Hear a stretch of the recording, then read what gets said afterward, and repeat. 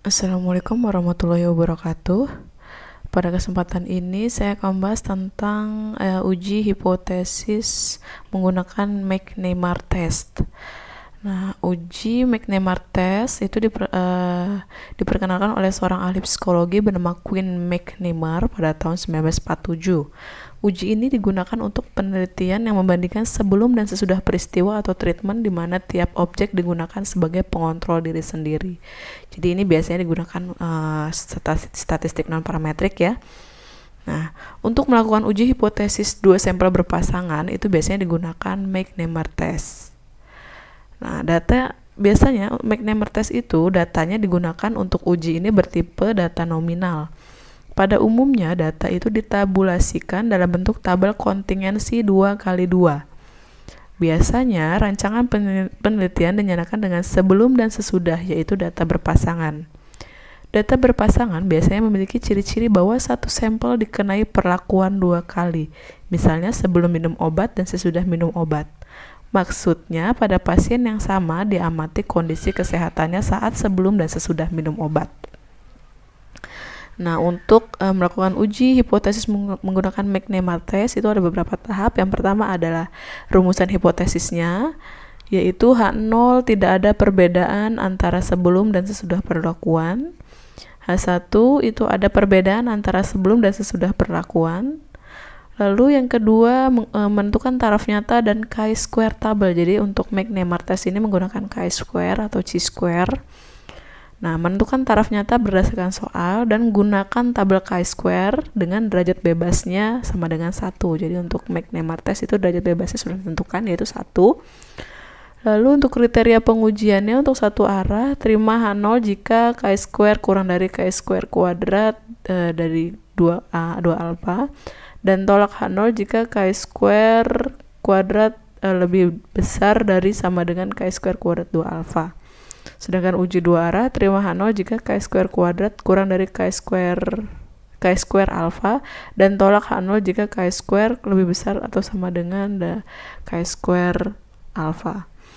Nah, untuk menentukan uji statistiknya itu ada rumusnya, yaitu chi-square itu sama dengan A dikurang D yang dimutlakan dikurang 1 lalu dikuadratkan dibagi A ditambah D. Nah, di sini A sama D itu kita bisa lihat tabel kontingensi 2x2. Di sini adalah sebelum perlakuan dan ini sesudah perlakuan. Sebelum perlakuan dan sesudah perlakuan ini adalah ada A, ada B, ada C, ada D. Nah, jadi kita pakai A sama D-nya. Lalu yang terakhir adalah menerima H0 atau menolak H0 ya. Yang terakhir adalah menyimpulkan ya, menerima H0 atau menolak H0. Oke, untuk lebih jelasnya kita ke contoh soal. Di sini ada contoh soal. Berdasarkan survei, penggunaan bumbu penyedap pada kader yang diamati antara sebelum memiliki TV dan setelah memiliki TV didapat data pada tabel berikut.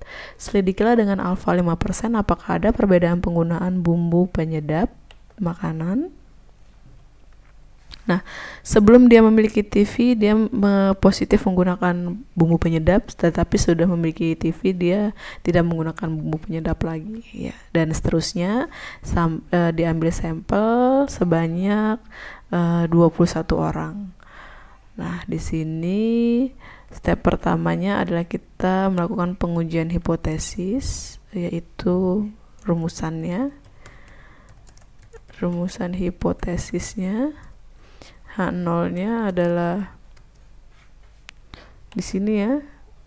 H0-nya kita tulis aja seperti ini.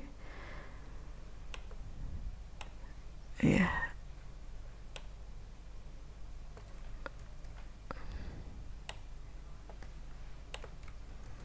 Jadi yang pertama tidak ada perbedaan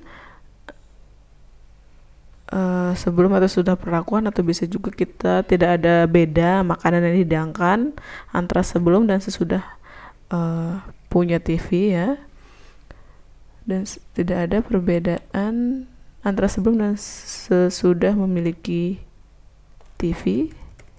Kita ganti saja.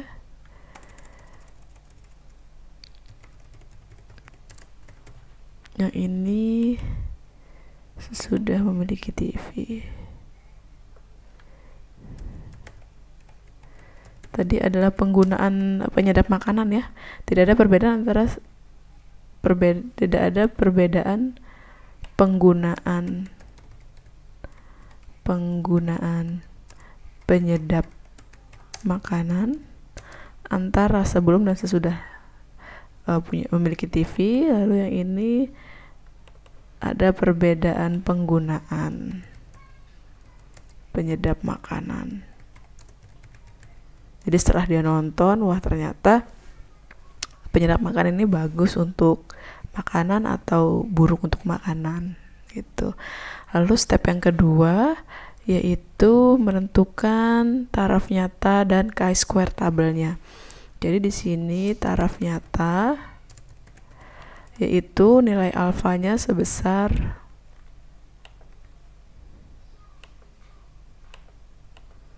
5% atau 0,05. Selanjutnya kita akan menentukan chi-square tabel. Di sini derajat bebasnya adalah 1 ya, sehingga chi-square tabel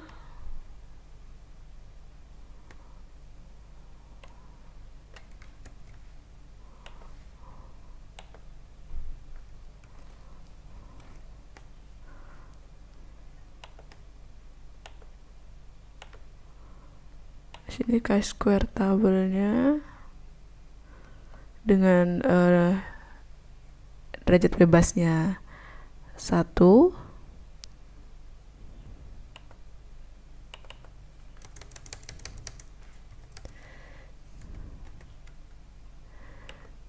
Oke, kita menentukan chi-square dengan derajat bebas 1 dengan nilai alfanya 0,05. Kita lihat tabel chi-square-nya yang ini ya. Nah, alfanya 0,05 yang ini. Yang ini 0,05, derajat bebasnya adalah 1, didapat nilainya adalah 3,841. Nah, di sini dapat 3,841 sehingga hasilnya adalah 3,841 ya. Oke, itu adalah nilai chi-square-nya. Lalu yang ketiga adalah kriteria pengujian. Di sini kriteria pengujiannya kita mau satu arah atau mau dua arah. Misalkan saja kita mau yang dua arah ya. Ini tinggal kita pakai saja.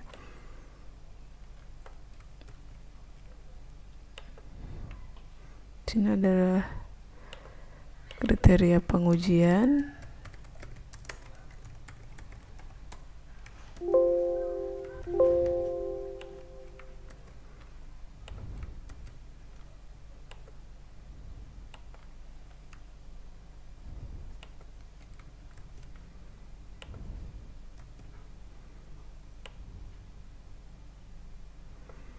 Oke. Yang keempat adalah uji statistiknya. Nah, untuk melakukan uji statistik kita harus menentukan dulu A sama D. Oke, kita akan buat tabel kontingensinya. Tabel kontingensinya di sini. Nah ya.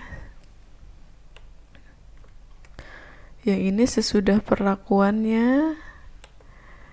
Maksudnya di sini adalah positif sama negatifnya. Positif sama negatif, lalu positif sama negatifnya juga, ya.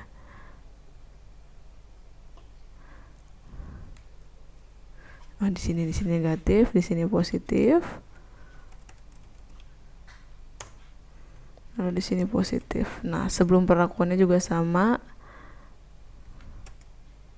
Ya, di sini positif, yang di sini negatif.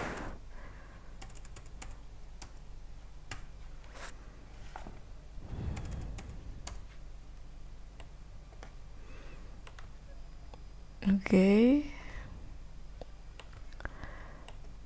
Nah, kita akan mencari dari negatif ke positif. negatif ke positifnya kita hitung ya di sini. Dari negatif ke positifnya kita bisa hitung 1, 2, 3, 4, 5, 6, 7, 8, 9. Jadi negatif ke positifnya adalah sebanyak 9.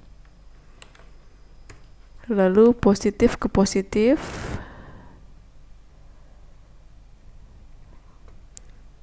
1, 2, 3, 4, 5. Ya, cuma ada 5 ya. Kita terus di sini 5. Lalu negatif ke negatif 1, 2, 3. Oke, hanya 3 ya. Kita tulis di sini 3. Lalu di sini positif ke negatif. Positif ke negatif 1, 2,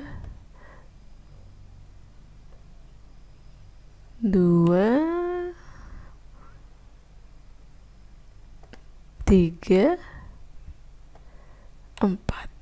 Ya, jadi ada 4. Oke, dah. Setelah kita buat tabel kontingensinya, maka kita tinggal cari menggunakan rumus chi-square-nya. Di sini rumusnya ya.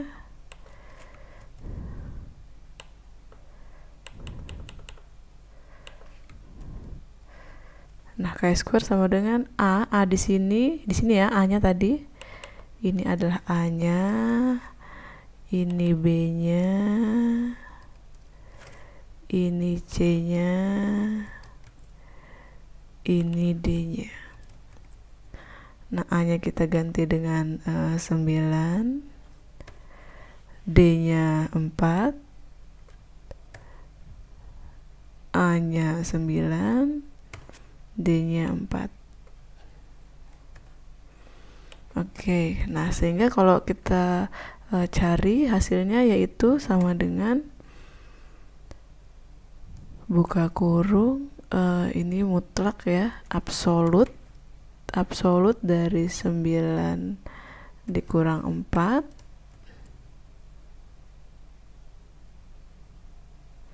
dikurangi 1. Oke, absolutnya kita kurungkan dulu, baru kita pangkatkan 2,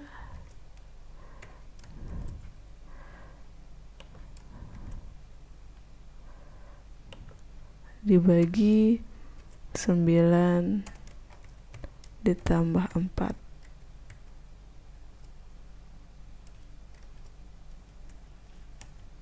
Hasilnya adalah 1,23. Ini ada hasil dari chi-square-nya yaitu 1,23. Berdasarkan kriteria uji di sini kesimpulannya ya. Karena chi-square-nya sama dengan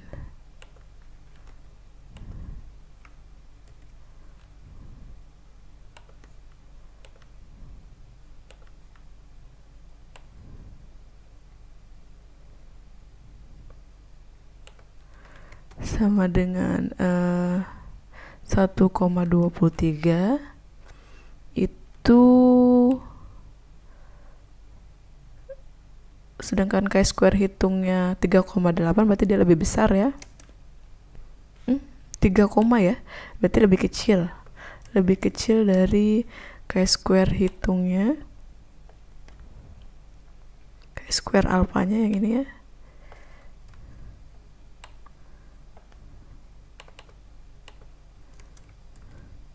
Yaitu sama dengan 3, berapa tadi? 3,841. Nah, maka Kalau lebih kecil di sini, kalau lebih kecil berarti H0-nya diterima. Jadi H0 diterima. Kalau H0 diterima, kesimpulannya H0 diterima berarti di sini tidak ada perbedaan penggunaan penyedap makanan antara sebelum dan sesudah memiliki TB. Jadi itu ya kesimpulannya. Jadi